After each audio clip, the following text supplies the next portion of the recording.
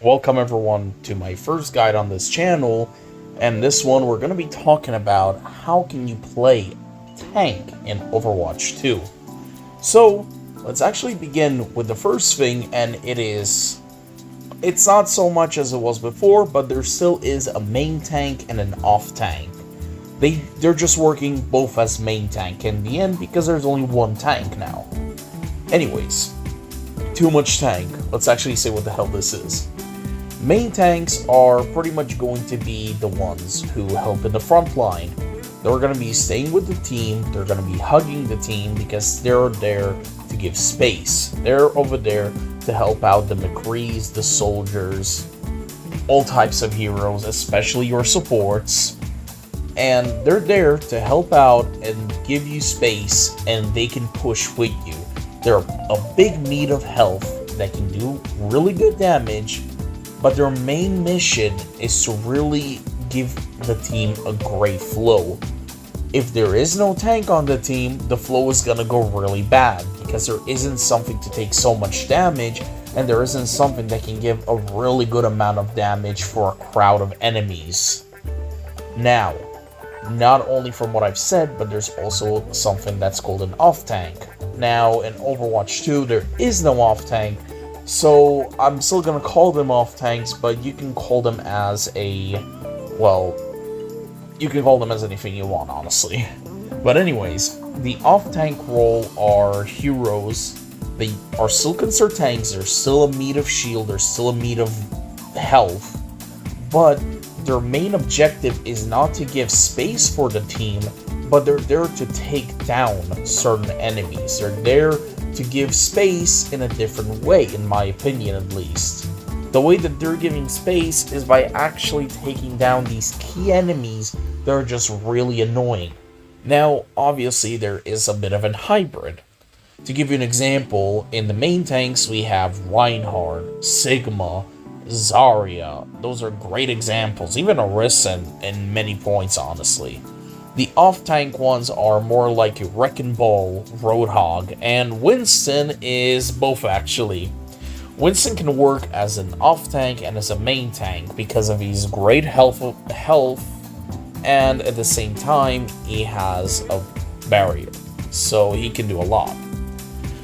Now, the mission for off-tanks such as Roadhog, Wrecking Ball, and Winston in many ways is to take down these key heroes that are just really annoying and usually need a counter for them, like Widowmaker. Widowmaker is really annoying, and Winston can just jump at her and take her down pretty easily. Roadhog is also good at bullying and taking down certain heroes, and Wrecking Ball does really good job at crowd controlling. Those are just some examples. While main tanks are really good at staying with the team. Reinhardt has a huge barrier, Sigma has a barrier, Orisa has a lot of health, Zarya has bubbles. You can pretty much see the concept that all of these heroes can actually block. They can block, they can defend, and that's why Winston is there also. He's in that category just because he has a barrier and he has a lot of health. But he can also just jump in and attack. Now that we've talked about what's a main tank and an off tank, what is your real objective in real time when you're playing the game? I think that the most important thing whenever you're playing the game is to understand, 1, where is your team, and 2, where is your supports. Your supports, you need to try and stay with them as much as you can and make sure they follow you.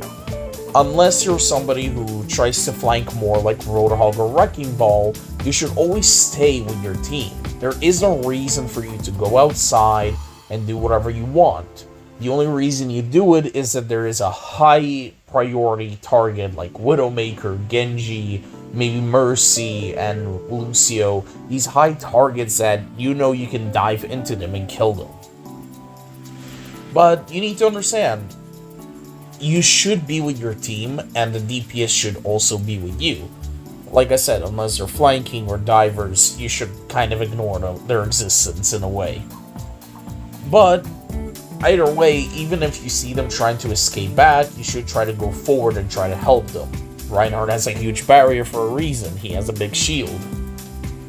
So, if you're a beginner and you want to start playing tank, my suggestions are going to be mostly Winston. He's the best of both worlds. He can stay with the team, he can block, and he has some pretty nice damage. You don't really need to aim. The difficult part about him is he's positioning and timing. You need to time well whenever you're going to dive at someone and when you need to go back to get some heals, to go, stay with the team and be their tank. Because he's both of them, you need to learn how to manage that. But he doesn't have an aim issue, so to say. Reinhardt also doesn't have an aim issue, and he's even more simple than that. All you have to do is mostly block with your barrier when you're with the team, and whenever you find opportunities, play aggressive. The only thing you need to learn, mostly, when you play Reinhardt, is your health management. You need to understand the second you're half HP, you should put on your barrier and let the supports heal you. And then you can go back on another rampage if you want. Sorry about that. Last one I can really suggest is Roadhog. Now, Roadhog is more mediocre in my opinion, he's more intermediate. But I do think people should learn how to play him because he's probably the best pick tank. He can pick off almost any hero with ease. He can be a really big bully and a pub stomper. So I kind of suggest, especially now that there's only one tank in the game in Overwatch 2. Other than that, sorry about that. Another thing I can really suggest about it is learning a bit of the maps and understanding in which locations can an enemy flank you. Like I said, it's not really your main mission, but because you're the big chunk of health, you can actually scan around and scout and understand what's happening in your surroundings. For example, the front line has a Reinhardt and a Bastion, but in the back, you see a Reaper trying to go and take down your Mercy. Obviously, you should try your best and help out the Mercy, but you should try to give at least callouts so your DPS can do something about it. At least try to. Another thing that you should know is your mission is to really try to stay with the team. Now, I know I've said this maybe every fourth time, but you really need to stay with your team. Don't try to think that, you can go flank, you can go leave and do whatever you want. It's gonna be a good idea. It never is. You're a big chunk of meat and you need healing almost constantly. Now, I don't have anything else to say, honestly. This is the main concept I wanted to talk about as a tank. There is obviously the more basic stuff, like, for example, what is a tank, which, honestly, you don't get as rewarded as a DPS because your mission is not to only kill. You need to really put up the tempo in the game, which is way harder, and honestly, it's more impactful than getting a pick or two in the game. And I'm saying this with full courage that a 5 versus 3 with 3 people having perfect synchronization versus 5 people who are not synced, the 3 people are going to mostly win just because they're communicating, they're working together, and they're understanding what they have to do in order to be stabilized. Now, one last thing I want to talk about is Doomfist specifically. Doomfist has an issue right now, which I don't want to call him a tank, but he is a tank. People need to learn him more. I need to learn him more because he did get a rework. He's played a lot more differently than your normal tank.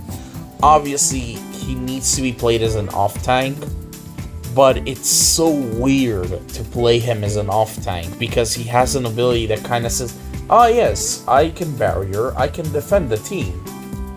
But also, that's a not really. I don't know what Blizzard tried to make about him. I think that this power block thing is cool, but it just doesn't work. I don't think it feels nice playing Doomfist because of that.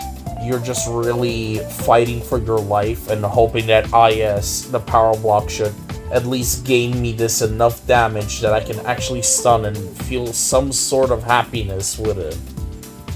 He's really just a shell of what he was in Overwatch 1. Now, I don't think it's a bad thing. He was really strong in Overwatch 1. and fixing him, pretty much nerfing him, would make him unplayable, so he had a huge issue. I think changing him to tank was something I really liked. I am enjoying the idea. It's just I think this power block thing is just not good enough. Maybe it's I'm in the wrong here, maybe I'm not timing the power block right, but from my personal experience, it's either very hard to get the power block, or it's close to impossible. Now, yeah, I just don't have anything else to say. He's just a shell of what he was, and it's kind of sad, but I like that he's a tank now. For sure. Anyways, sorry if this video was a little bit too long. I wanted to talk about it, maybe make some sort of guide to maybe this will help players. If it did help you, subscribe. If it didn't help you, still subscribe. Thank you very much for watching.